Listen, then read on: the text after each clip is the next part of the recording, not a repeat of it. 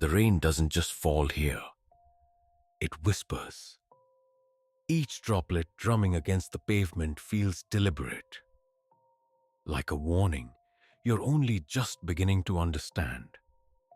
I'm standing out here, drenched, shivering, not from the cold, but from what I know waits beyond the veil of night. Most people never hear these stories, and some wish they hadn't. But tonight, I'm letting you in. I've always believed that there's a thin line between the ordinary and the terrifying, and sometimes the rain is what exposes it. Look around you. Even now, the streetlights blur in the downpour, their halos bending, stretching, twisting, shadows cling to every corner. But it's not the shadows themselves that are frightening. It's the suggestion of something moving within them, something that isn't meant to be seen. There's a strange comfort in the rain if you let it lull you. The soft hiss, the gentle patter, it almost makes you forget that the world beyond the puddles is full of secrets. And yet, I can't shake the feeling that something is watching, waiting, or even following, just out of reach. It's the kind of presence that crawls along your skin and burrows into your mind, even while the night seems peaceful. I've come out here, into this darkness, to share what I've learned, what I've seen, things I've never told anyone. Some of them are whispers of the past. Others are experiences that refuse to stay hidden. You won't find these stories in books or on the internet. They're forbidden in a way that makes your pulse quicken and your skin crawl. Listen closely. The rain grows heavier now, hammering against the roof, against the trees, against us. Thunder rumbles far away, or perhaps too close, echoing a warning. What you're about to hear isn't just a story, it's a door. Step through carefully, because once you enter, the world you thought you knew starts to blur. And out there, in the darkness that drapes over the streets and alleys, the first story is waiting. The air tastes damp, cold, and metallic. The night is patient, and the rain, remember. Story 1. The Forgotten Guest. It started innocently enough. A small dinner party in a warmly lit apartment. The kind where the soft clink of cutlery and the hum of conversation felt like safety itself. I remember the aroma of roasted vegetables and fresh bread. The gentle laughter of friends swapping half-forgotten stories. Everything was ordinary. Too ordinary, perhaps. I first noticed him across the room. At least, I think it was a him.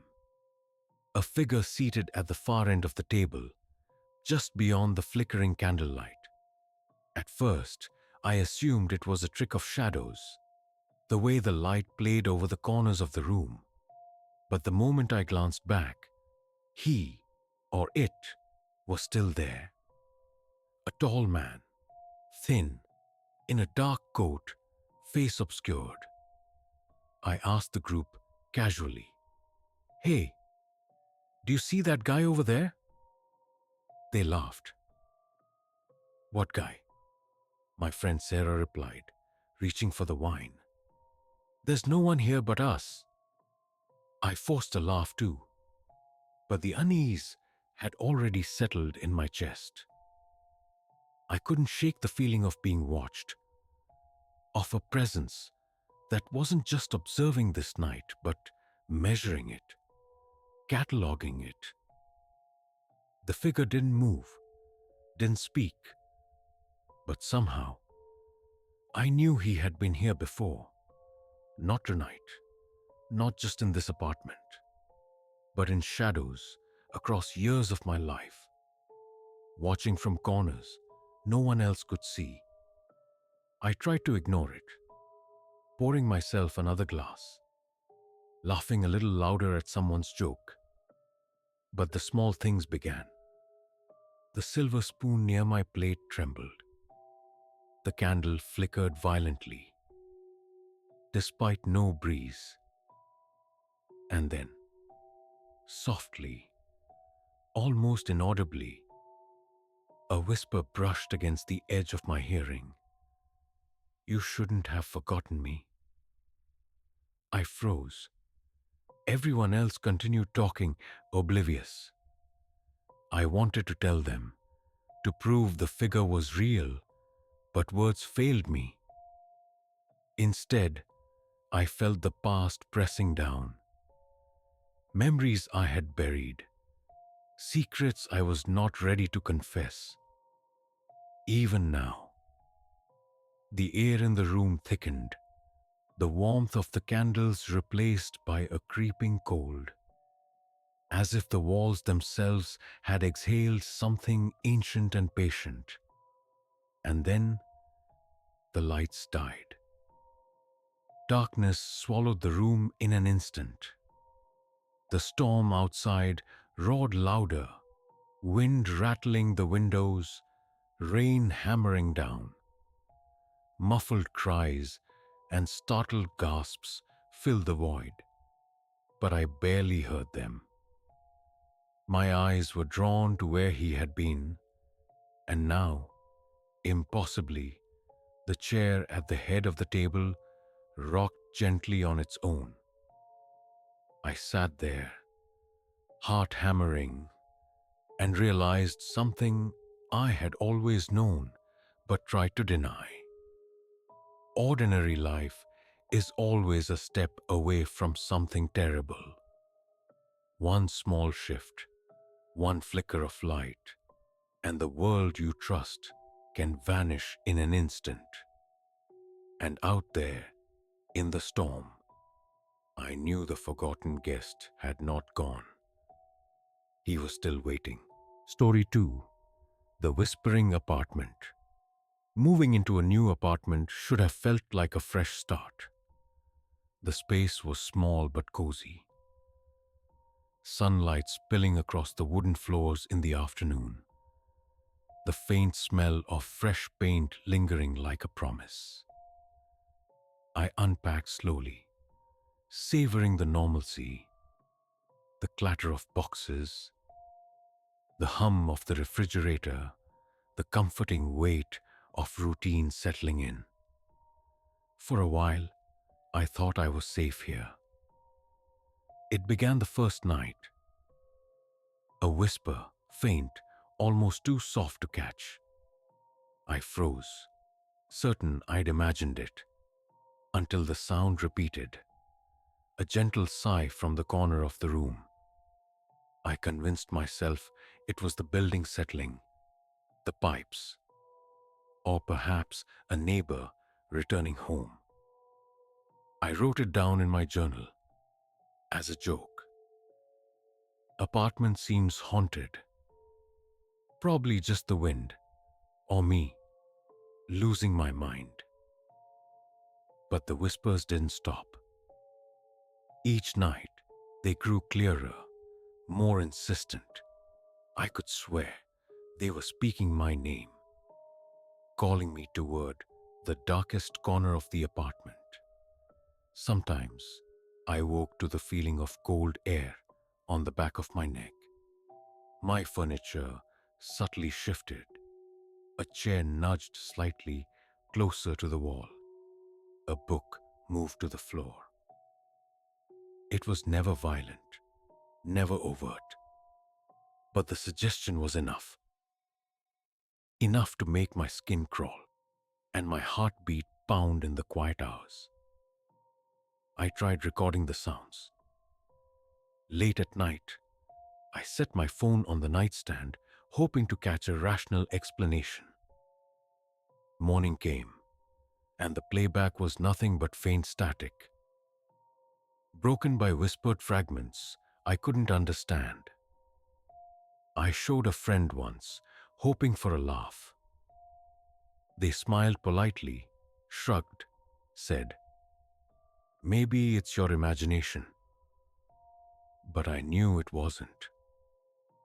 Something lived here, in the spaces between walls, between moments of consciousness, watching, waiting. I researched the apartment's history. It wasn't listed online, not easily. A few old articles hinted at residents who had vanished mysteriously, leaving behind belongings as if they'd simply walked into another dimension. The building itself seemed to breathe secrets, the plastered walls holding onto echoes of lives interrupted.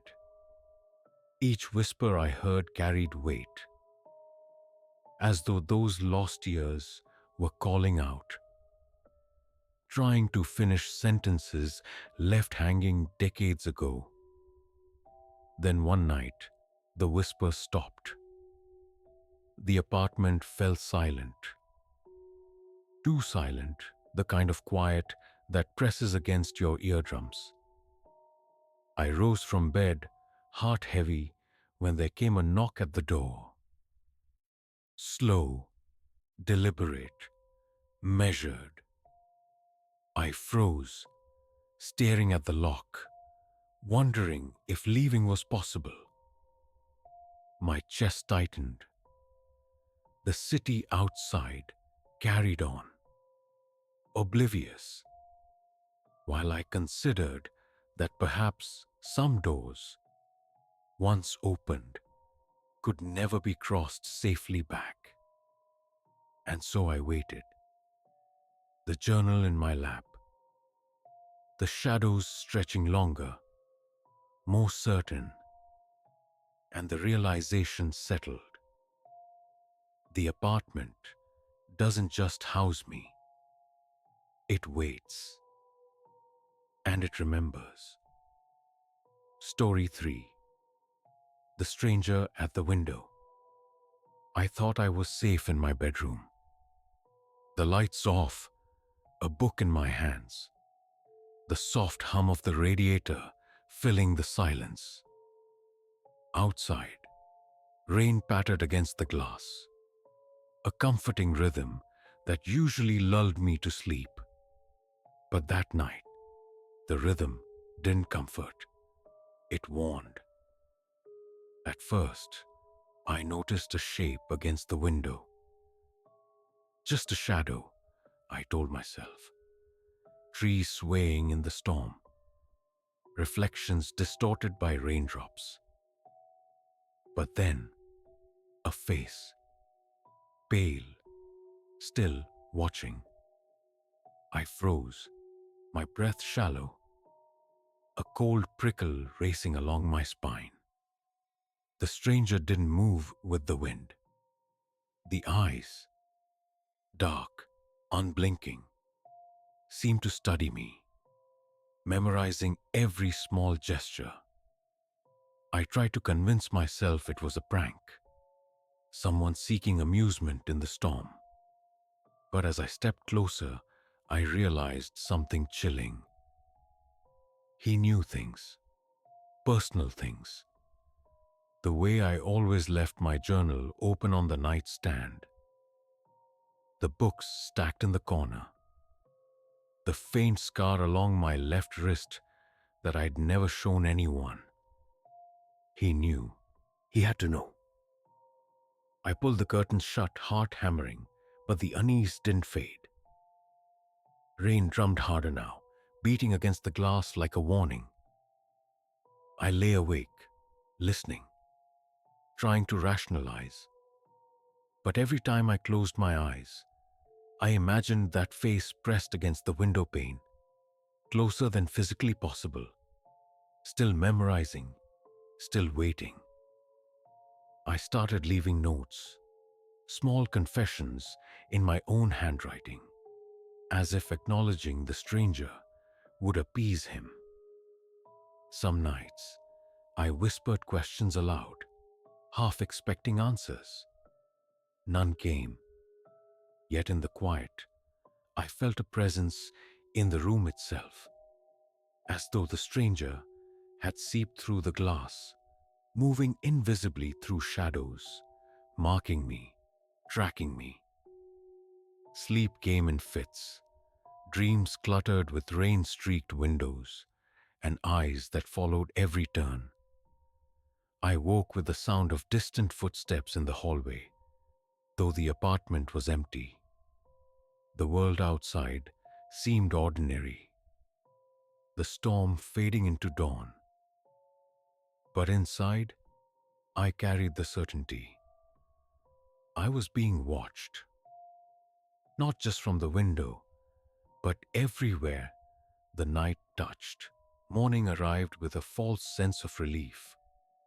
The rain slowed, the sunlight weak but present, and I forced myself into mundane routines. Coffee, shower, brushing my teeth. Yet something felt off. My reflection in the mirror lingered a moment too long, as if someone else's awareness clung to my skin. The stranger hadn't left, and I knew some presence doesn't vanish with daylight. It waits, it observes, and when night falls again, it will return. Story 4. The Rain Collector. I had always thought urban legends were harmless. Stories to scare children or thrill the bored. But the first time I saw the rain collector, I understood the danger of dismissing the unseen. It was during one of those relentless downpours, the city streets slick with neon reflections and the scent of wet asphalt.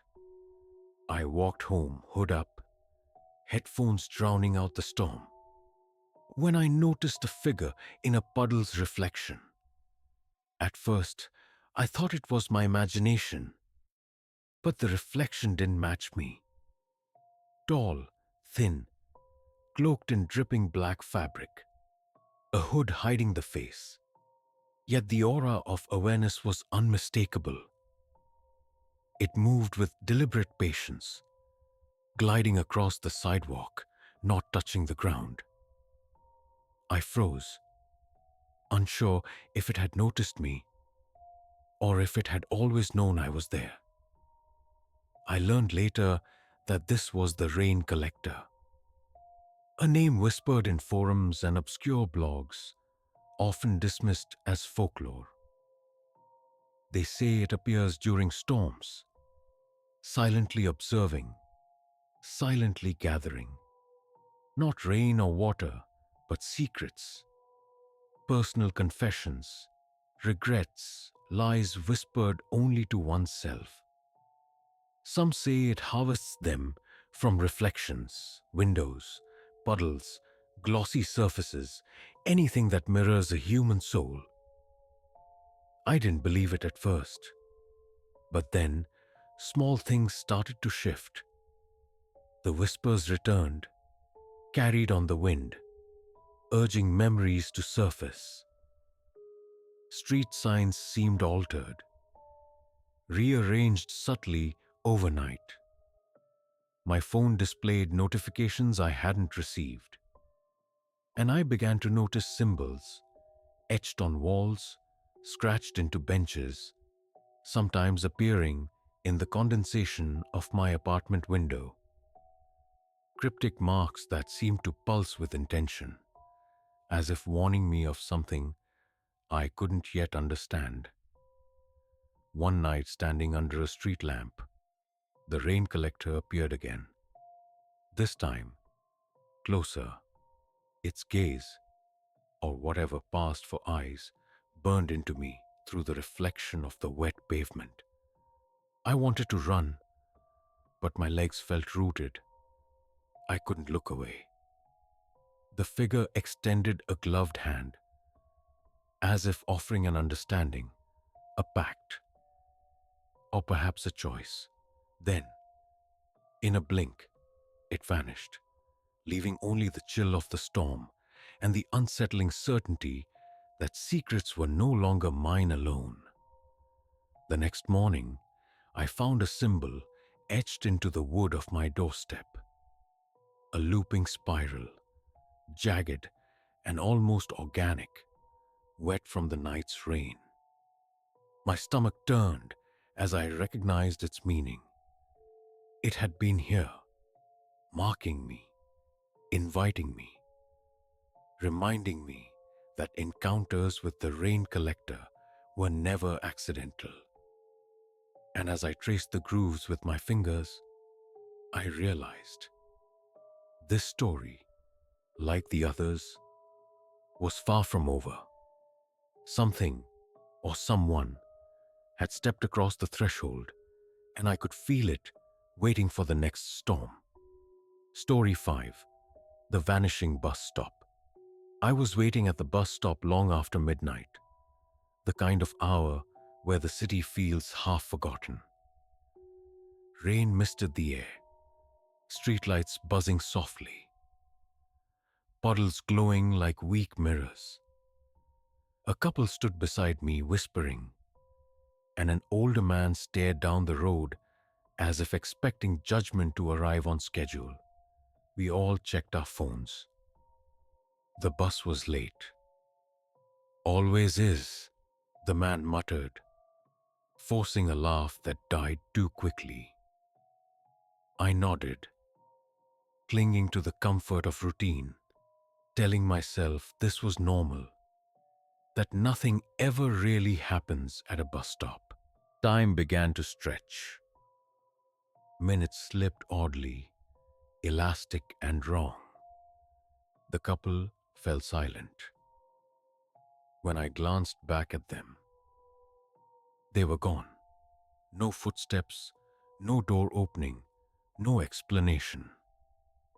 Just absence.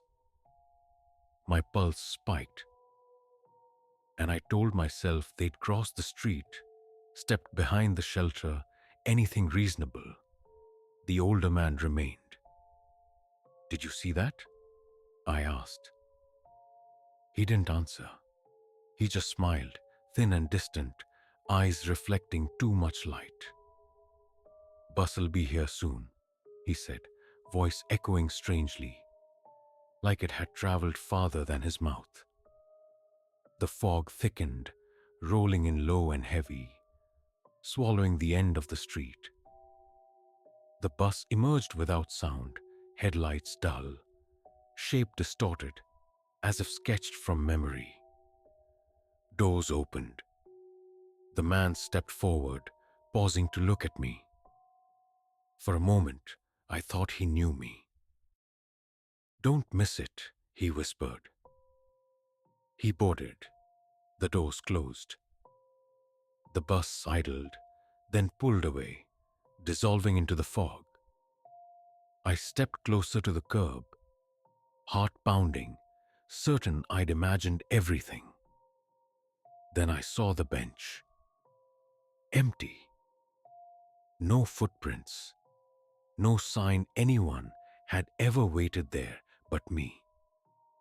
I stood alone, rain soaking my shoes, wondering how many nights I'd passed places like this without noticing.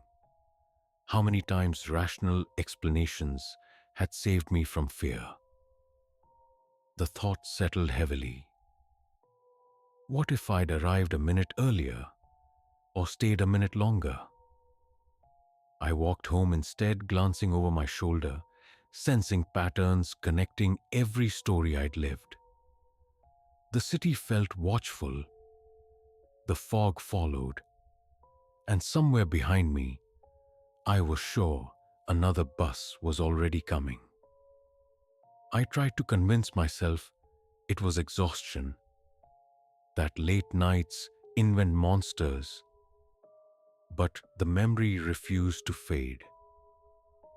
Every stop I pass now feels unstable, like a tear waiting to open. Sometimes I swear I hear engines idling in the distance, patient, inviting. If you've ever waited alone, counting minutes that don't behave, you might understand the fear of realizing the schedule isn't for you. It's for something else.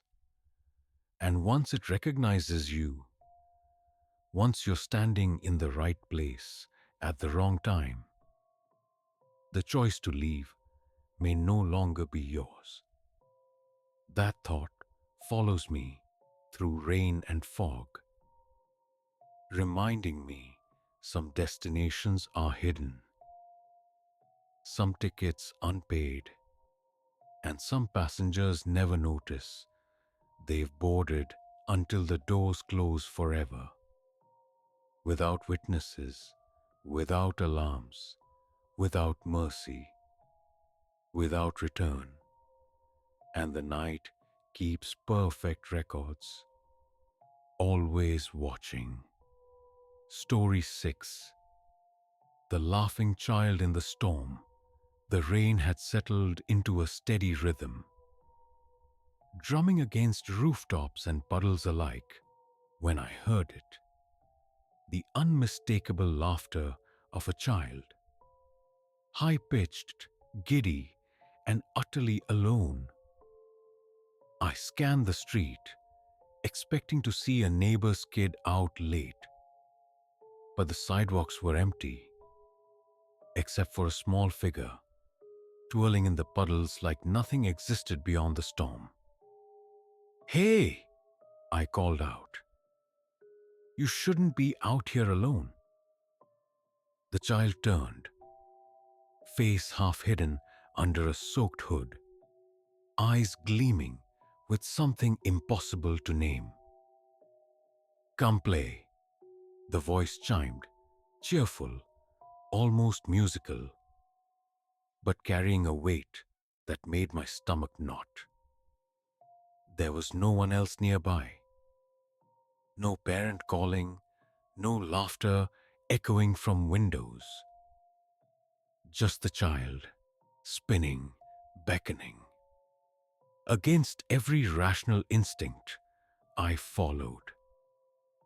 Something about the laughter, about the way the rain pooled around the child without splashing them fully, drew me, you forward.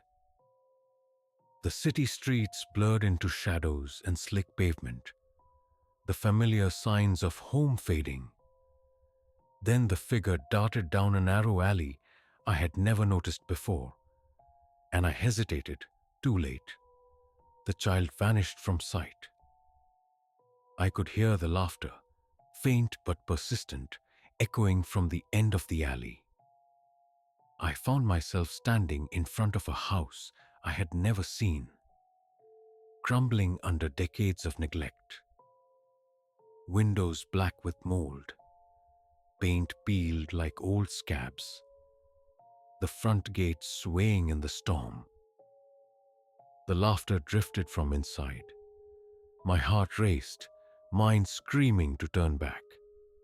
But curiosity and some unnameable compulsion kept my feet moving. Inside, the air was thick, damp, and cold. The rain seeped through the broken roof, pooling in corners where shadows writhed like liquid.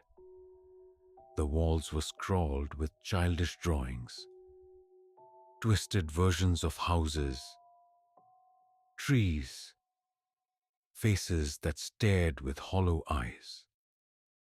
I called out, but the only response was that haunting laughter, circling me like a predator at play.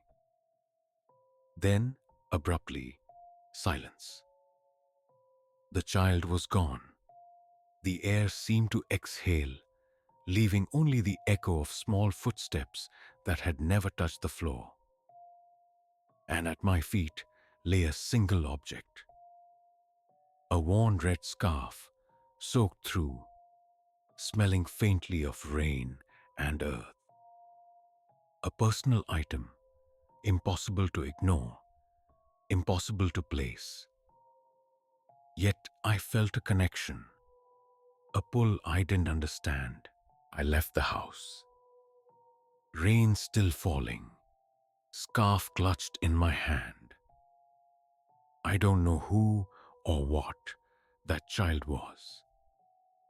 Sometimes I wonder if they exist only in storm-laden nights, appearing in towns everywhere, waiting for someone curious enough to follow.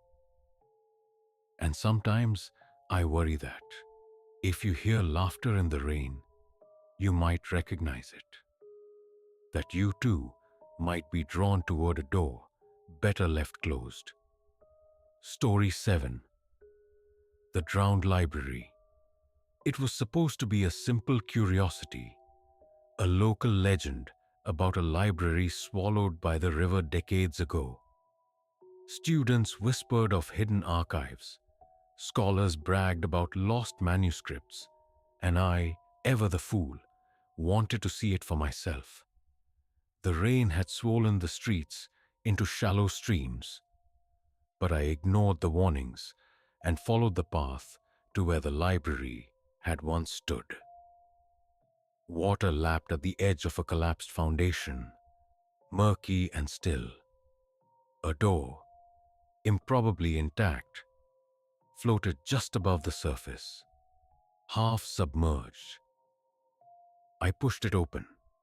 The smell hit first: mildew, rust, and something metallic, almost like ink mixed with blood.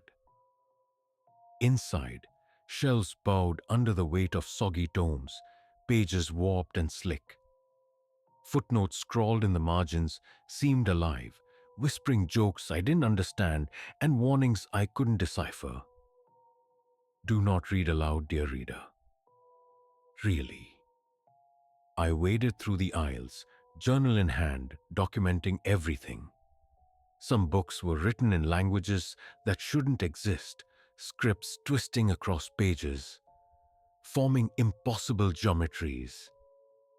One tome detailed events I'd seen in the city: the bus that vanished, the child in the storm, even the rain collector. Cross-referenced with faded newspaper clippings and social media posts from accounts that had long disappeared. It was as if someone or something had been keeping records, connecting threads only I had experienced firsthand. Occasionally, I heard laughter echoing from above the water, dry and mocking. Footnotes offered dark humor in between horrifying revelations. Reader discretion advised. You may lose your mind. No refunds. I couldn't tell if it was real or some cruel trick of the drowned library. The pages trembled in my hands, words shifting, sentences rewriting themselves, daring me to read on. The more I discovered, the more I realized the danger. Curiosity here was not innocent. It was a contract. I tried to leave. Every aisle seemed longer than before. Staircases bending impossibly upward. Doors leading to sections I didn't remember passing. The water was rising, and yet I couldn't stop exploring. One last shelf held a book bound in dark leather, stamped with the same looping spiral I had found at my doorstep. I froze, hand hovering. A voice, low and rasping, filled the library. You think it's over? It's never over. I scrambled back to the entrance, slipping through the half-submerged doorway, lungs burning, heart hammering. Outside, the storm was unchanged, rain still hammering the streets. Neon reflections warped in puddles. The library sank back beneath the water, silent now. but the spiral's imprint burned in my mind. Something was keeping track, watching, waiting, and as I walked home, soaked and shivering, I understood the threads connecting these stories: the child, the bus, the rain collector, the stranger, were not random. They were part of a pattern, a network of observation, a record of those who strayed too close to the unknown. And somewhere, in the drowned archives or beyond, it was still writing, still laughing, still waiting for the next curious fool. Story 8: The Reflection That Isn't Mine. It was a quiet evening. I stood at the bathroom sink, brushing my teeth, half listening to the rain hammering against the window. Mirrors are supposed to be harmless, right? Tools for grooming, nothing more. But that night, my reflection felt off. At first, it was subtle, a twitch where my face didn't move, a slight delay in the blink of an eye. I leaned closer, toothpaste foam at the corners of my mouth, trying to convince myself it was fatigue or the storm playing tricks. Then it smiled. Not me, not the smile I knew. Sharp, knowing, patient. "Do you see it too?" I whispered, more to myself than the reflection. The eyes in the mirror narrowed. "I see more than you think," it replied.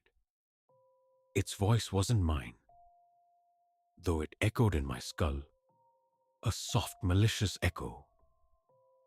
I stumbled back, the toothbrush rattling against the porcelain. "What?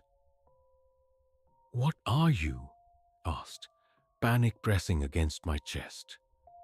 It leaned closer, pressing an impossibly perfect version of my face against the glass. "I am what you cannot forget, what you refuse to see. I am the one who watches when you think no one is watching."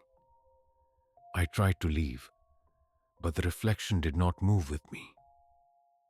Each step, each turn, it mirrored me with eerie precision, but always one fraction of a second behind, always a little more sinister. It whispered warnings. The child, the bus, the collector, they are threads. You are the pattern. I splashed water on my face, hoping to break the spell. The reflection laughed, a sound that belonged to something alive and cruel, echoing through the tiled room. "Did you think it ended with the storm? With the library? With the stranger?" My pulse hammered as I stared, powerless. It began moving independently, raising a hand before I did, tilting its head before mine followed. I realized with a sinking heart that it knew things. My past, my secrets, my fears. And worse, it hinted at future events I could not yet understand, leaving only a cold dread in its wake. I lunged for the mirror, smashing it with a hand. Glass shattered, sharp and cold, spraying the room with reflections of fragments. Some mine, some not. The laughter cut off abruptly, replaced by silence. But when I looked around, the world felt wrong. Subtle shifts in the furniture, shadows lingering longer, the air carrying whispers I couldn't place. Something had slipped through, and I knew, without doubt, that the reflection had not gone. It had crossed the threshold, leaving me to wonder, if every mirror I'd ever looked into had been watching, waiting. The ordinary world I trusted, my home, my streets, even the rain, now felt like a stage. And somewhere on that stage, I was no longer the only actor. I stepped back from the stories now, the rain still hammering against the window, drumming a rhythm that feels almost alive. Each tale, each encounter lingers in my mind as I sit here, drenched in memory and shadow. I've shared glimpses of what I've seen, what I've lived through, but even as I speak to you, I know I haven't told it all. Some truths are too heavy, too dangerous to release fully. But if you've been listening closely, you've already felt them creeping through the corners of your awareness. The child in the storm, spinning and laughing, leading me to that abandoned house, doesn't feel gone. The rain collector still moves unseen through the city streets, eyes glinting in puddles, waiting for careless whispers to catch. The vanishing bus stop exists in foggy alleys even now, doors opening for passengers who never return, leaving only questions in their wake. And the drowned library, its books are still wet, still waiting, their words reshaping themselves as if they know I am thinking about them, recording my every thought, every fear. Even now, I feel the stranger at the window, the reflection that shouldn't exist, the subtle hints of presences hovering just beyond perception. They have learned to blend in, to wait, to manipulate moments so ordinary you barely notice. You may have already seen them, glimpses in passing, reflections that smile too knowingly, footsteps echoing in empty corridors. These are not coincidences. They are the pattern, and the pattern is patient. I find myself listening differently when the rain falls. Every drop carries a rhythm, a code, a whisper. Lean closer, and you might hear it too. A soft calling, a suggestion that something waits just outside the range of sight. Look closely, and you may notice shadows moving a fraction of a second too deliberately, corners of rooms that seem deeper than they should be, or objects that shift when you turn away. That is how it begins. That is how the ordinary bends into the terrifying. I encourage you, if you feel it, to speak of it, leave comments, theories, your own encounters, share them, because each story gains life when remembered. And in that life, it has power. But tread carefully. Some things do not appreciate attention. Some things watch those who watch them. And while curiosity may be natural, it can also be the thread that pulls you closer to something you cannot outrun. So, tonight, when you step outside, or when rain taps against your window, or when a shadow seems just a little too patient, remember these stories. Remember the vanished, the drowned, the whispered, the child, the stranger, and the reflections that shouldn't be. Listen carefully tonight. Look closely. Because the night doesn't end when the lights come on, and the rain doesn't forget what it has witnessed. When the rain falls again tonight, remember, some stories never end. And perhaps, if you're quiet enough, you'll hear them.